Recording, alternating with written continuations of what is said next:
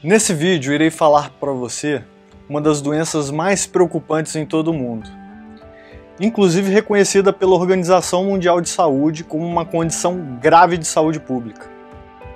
Afinal de contas, você sabe o que é exatamente a osteoporose?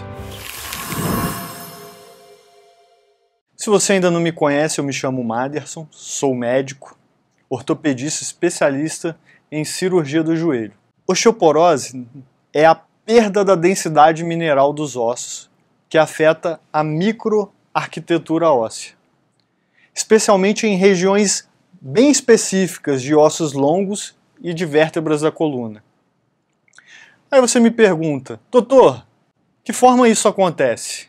E para te explicar melhor, é necessário que a gente entenda pelo menos o básico de como funciona o metabolismo ósseo. No nosso corpo existem dois grupos celulares que atuam na remodelação óssea. O primeiro, os osteoblastos, que são agentes que são construtores, que ajudam na construção do osso. E o segundo, os osteoclastos, que atuam na destruição do osso. Vamos chamar de agentes escavadores. A partir dos 45 anos, os osteoblastos passam a ter a sua atividade reduzida, prevalecendo assim a ação dos osteoclastos. No entanto, há diversos fatores que causam um desequilíbrio nessa remodelação óssea. O tabagismo, o alcoolismo crônico, a baixa ingesta de cálcio, baixos índices de vitamina D, o uso prolongado de alguns medicamentos, como por exemplo os corticoides. Tudo isso ocasionará um aumento da atividade osteoclástica. Além disso, mulheres pós-menopausa deixam de produzir um importante hormônio que estimula a atividade do osteoblasto, que é o estrogênio. A consequência disso, o osso fica cada vez mais poroso, que chamamos de osteoporose. A questão é que todo esse processo de perda óssea é praticamente assintomático, ou seja, a pessoa não percebe ao longo dos anos que essa perda de massa óssea está ocorrendo. Até um determinado dia, a fratura. O que não aconteceria caso a densidade mineral daquele osso estivesse dentro da sua normalidade.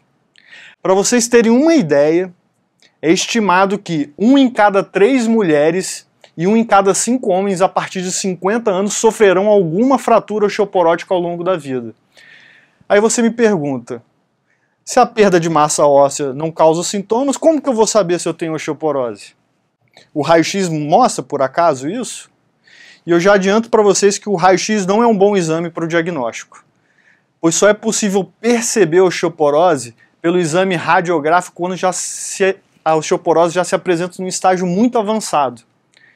O exame padrão ouro para o diagnóstico se chama densitometria óssea.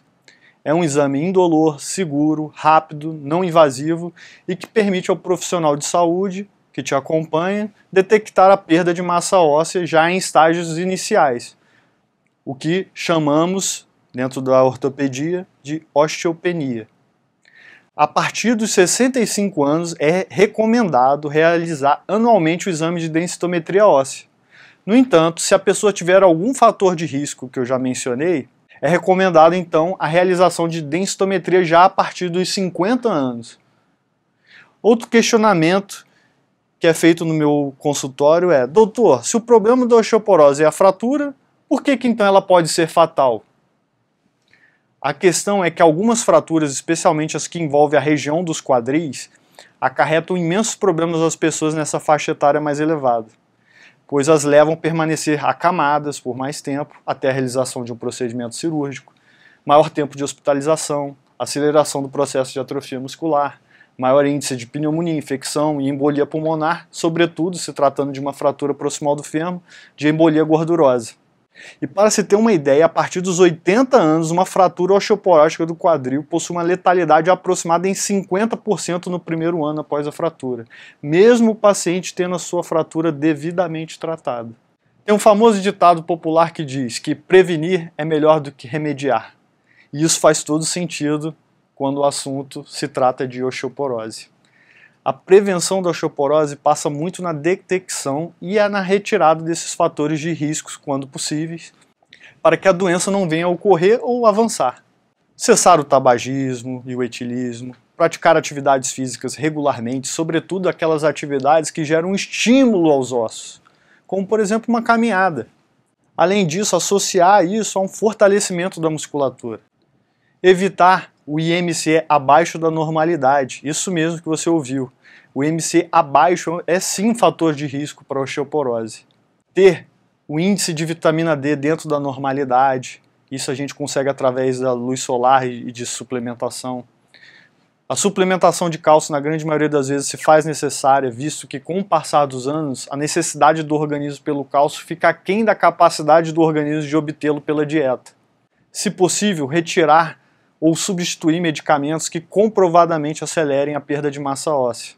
Por vezes, o uso de coletes pode auxiliar na redução das forças de flexão sobre a coluna torácica, impedindo assim a piora da cifose, numa fase aguda pós-fratura osteoporótica da coluna.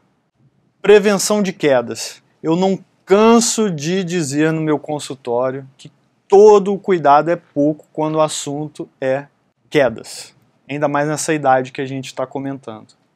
Se você por acaso tiver algum vovô ou vovó que more com você, é fundamental que você torne o ambiente da casa onde ele mora ou da sua casa o mais seguro possível. A iluminação de todos os cômodos deve estar adequada. O uso de corrimão nos banheiros é importante. Cuidados com o piso molhado, degrau, tapetes, objetos inadvertidos, potencialmente causadores de quedas. E além disso, o idoso ele deve estar com todas as suas comorbidades bem controladas e tratadas, pois assim será evitados quedas por desmaios, síncopes decorrentes de suas condições já pré-existentes. É importante também que não haja comprometimento da acuidade visual dele, de preferência com um acompanhamento oftalmológico regular. Recomendo uma coisa simples, que os óculos estejam sempre de fácil alcance, especialmente à noite, quando ele vai ao banheiro. E, como eu falei, todo cuidado é pouco quando se trata em quedas nesse grupo etário. Já o tratamento medicamentoso, eu reforço que a receita de fármacos deve ser de indicação exclusiva pelo seu médico. Jamais faça qualquer uso de qualquer substância sem a prescrição de um profissional de saúde capacitado e de sua confiança. Após o diagnóstico médico, auxiliado pela densitometria óssea, o seu médico pode lançar mão de alguns fármacos que auxiliam no tratamento da osteoporose. Hoje, por exemplo, há fármacos que associam o uso de vitamina D com cálcio, como falamos, muito importante, né, para a recuperação da massa óssea. Bisossonatos foram os primeiros fármacos aprovados para prevenção e tratamento da osteoporose. Existem diversas opções hoje no mercado que possibilitem a terapia diária, semanal, mensal e atualmente até anual com o ácido zolendrônico. A teriparatida, em síntese, trata-se de uma substância que age na formação de massa óssea por estímulo dos osteoblastos. Pelo seu alto custo, acaba que na prática é reservado para os quadros que são extremamente graves de osteoporose, quando outros tratamentos já se tornam insuficientes. Terapias hormonais. Durante anos, a reposição estrogênica foi considerada a primeira terapia para a osteoporose, em mulheres principalmente. No entanto, após alguns estudos, esse conceito foi modificado pelo aumento do risco de câncer de mama, acidentes vasculares cerebrais, tromboembolismo venoso. Porém, ainda existe uma janela de oportunidade que essa reposição ainda pode ser estabelecida e, mais uma vez, eu reforço a necessidade do acompanhamento médico. Moduladores seletivos dos receptores de estrogênio.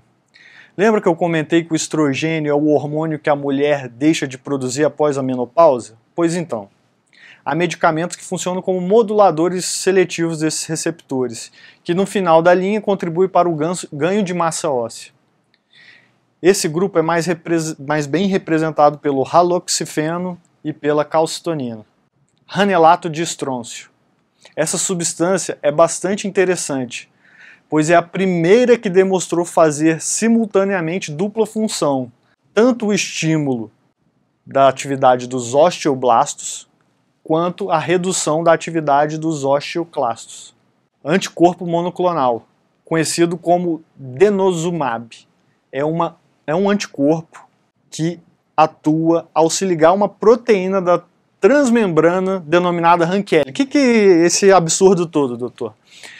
É que a partir dessa ligação desse medicamento com essa proteína, vai acontecer uma cascata no nosso organismo que vai acabar reduzindo a perda óssea e auxiliando assim no tratamento da osteoporose. Então, um resumo geral sobre a doença que é tão importante no nosso meio. Eu espero ter ajudado aí, contribuído para que você tome algumas precauções desde já na sua casa. E peço para que você curta, se inscreva, compartilhe esse vídeo e até a próxima.